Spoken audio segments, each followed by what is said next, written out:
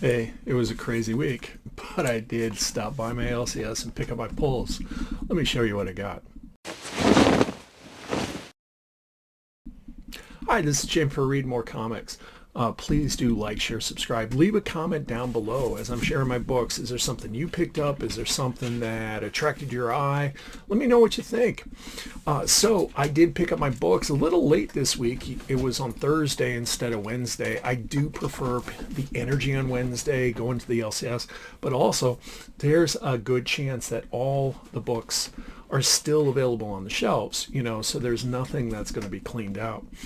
It was a little picked over on Thursday, but I had all my pulls, and these are all subscription books, so there's nothing in here that I pulled off the shelf. I don't think I swapped out any covers. Nope. That's not entirely true. We'll get to that in a moment.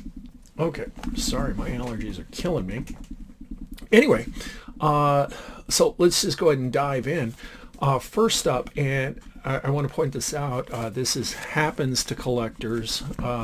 These are not bagged and boarded. I ran out. I didn't realize I was that close. I thought I had enough for at least, I don't know, the next couple weeks, but apparently not. So this weekend is my LCS's 29th anniversary. I'll run over there, celebrate with them, get some bags and boards. Anyway, first up, and this was a surprise considering the production schedule that's been for this. So this is Fire and Ice issue number 4. This is from Dynamite. And this is, okay, when I'm holding it up to it, there it is. Oh, I did not see that before. So just in the light, there's a really nice spine tick right there. I'm not happy about that, but it is what it is. This book has had a crazy production schedule. Usually you expect a book to come out once a month.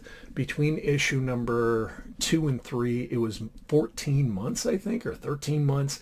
And here it is just like a week or two later, and we have issue number 4.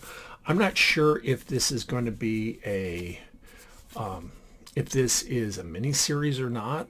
It kind of feels like it has to be because it's a prequel, but who knows?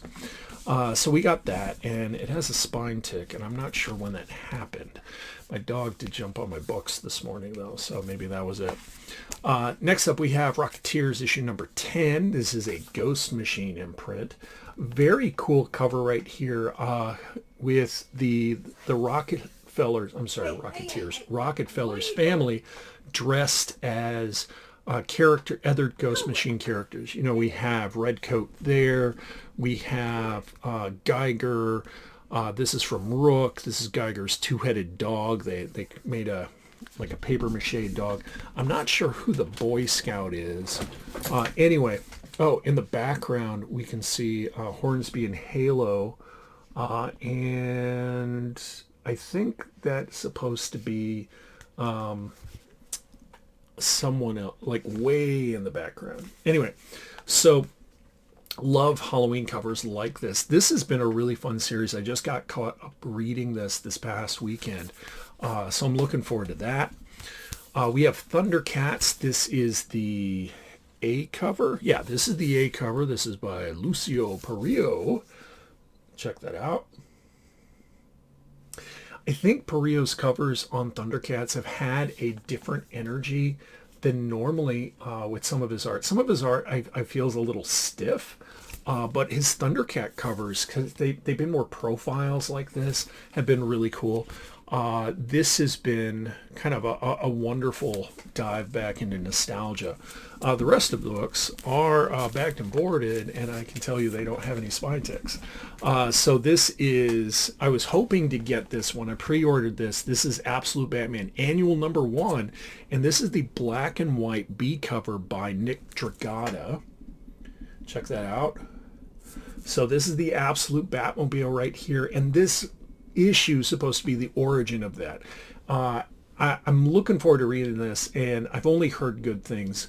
One of the beefs I had of issue number 1 is we get this Absolute Batmobile, which is an absolute beast. It's savage, but it's just like, it's over the top. And definitely, you know, that's what Snyder and Dragata were going for. They were trying to go beyond the pale with this. I'm hoping this kind of brings it back down enough where it makes sense in the story, which that's what I'm all about. And then in kind of the realm of the absolute universe, which seems to be a little bit more grounded. Like the other absolute books I've read, Wonder Woman and Superman, are more grounded than Absolute Batman. Absolute Batman is just a wild, crazy ride. A lot of fun read, though. Next up from Vault Comics, we have Barbaric the Black Knight. This is a one-shot. This is the A cover right here. And this is a book that is just brain candy. I fell into reading Barbaric like last year, the year before. Picked up a couple back issues. I think it was a one-shot, and I went, this is just crazy fun. Okay, it's gory. It's adult. There's adult humor in it, adult language, and they make no qualms about it. But if you go into that thinking about it, you know, it's pretty awesome. It is like the Dungeons and Dragons adventure party where the characters really just don't care. You know, the players just really don't care. They don't care about the body count. They're just there to have fun.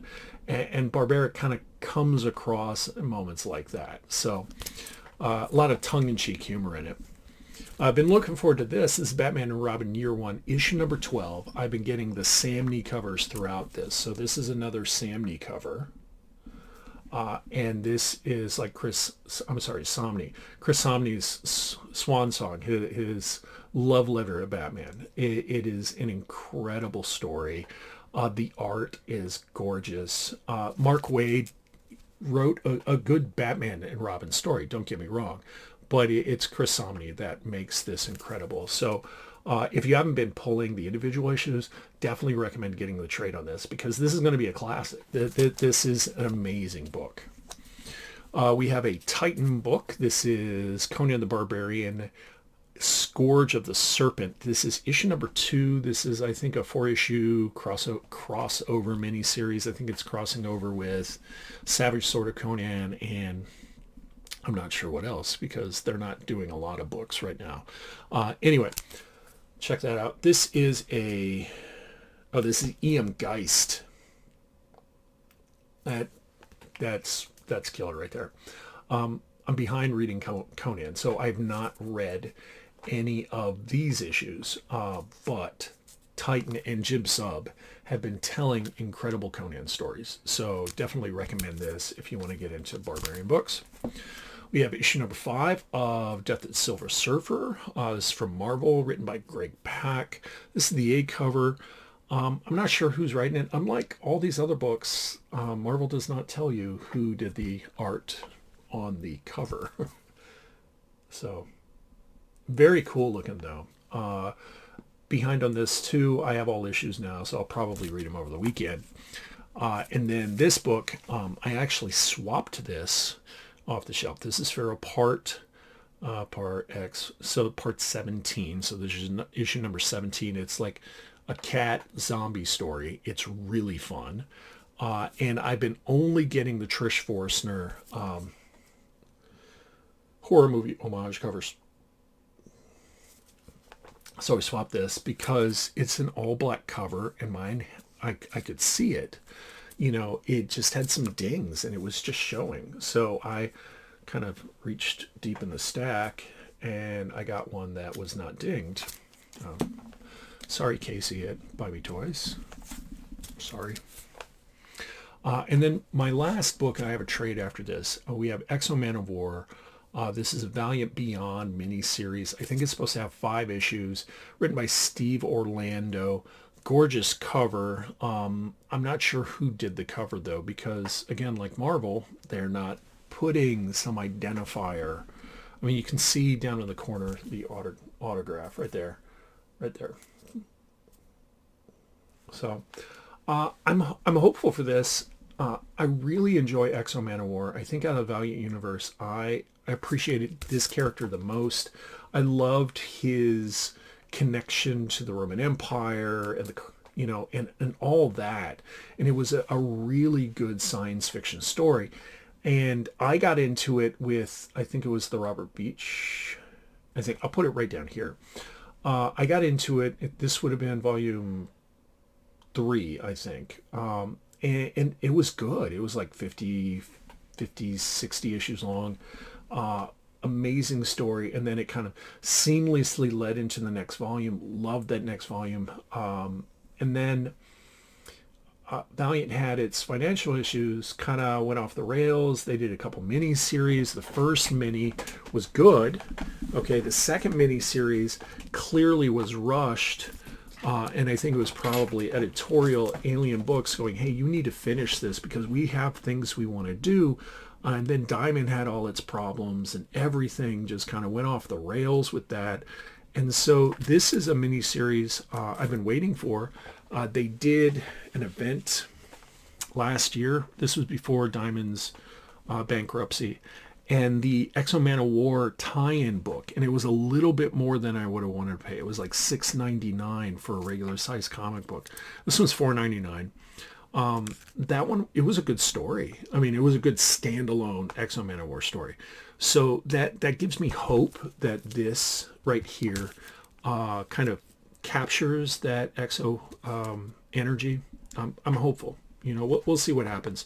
I think with the way the comic industry is going right now, Valiant and Alien Books have a lot of ground that they need to regain before they're where they were like 6 years ago. 6 years ago, Valiant had several strong titles out. X-O, Ninjak,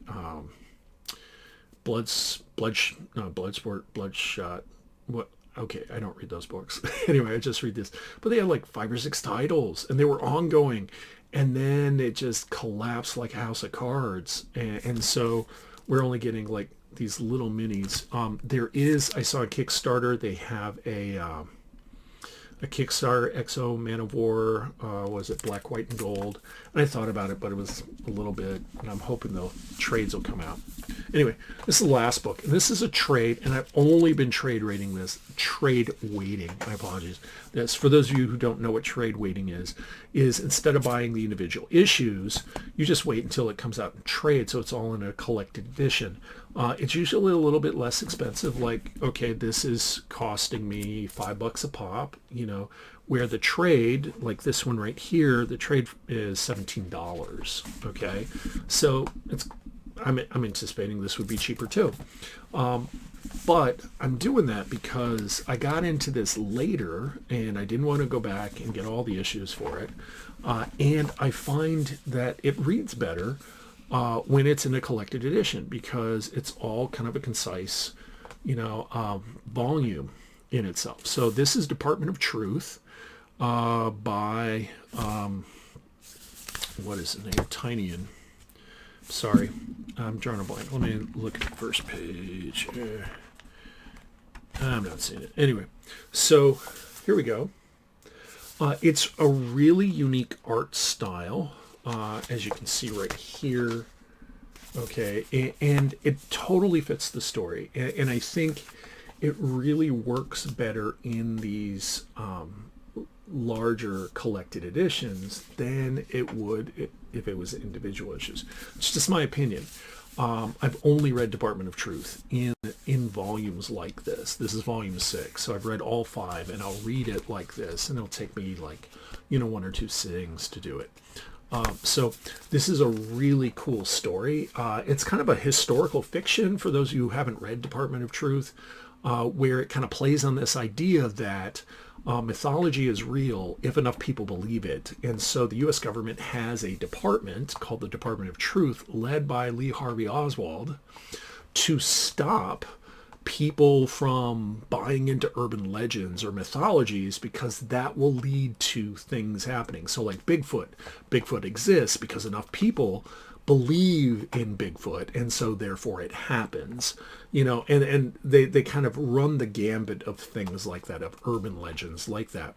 And in the initial volumes, they're talking about how this goes back to World War II and Nazi Germany and the German government doing this, that they were trying to manipulate things. The Cold War is really a war between the Soviet Union and I think that it's the Bureau of Lies or something like that, and the U.S. government and the Department of Truth, where they're trying to spin their own truth, which will then affect the other side. And so it's a very cool read. The art style is eclectic, but it fits the energy of the story. And it's one of those where, while it's possible, I don't know if you'd want to read, like, just pick up this volume. You really would want to start from volume 1, because the story kind of does slowly kind of simmer and build on itself. And there's a lot of these little myths along the way that you find out about, like UFOs and things like that. And it's like, well, is it real? Is it not? So it's a really cool mind bender. It definitely challenges the reader. And the more you know about, like, Cold War history of the United States since World War II, not just political history, but social history and things like this, the more I think you'd really enjoy this.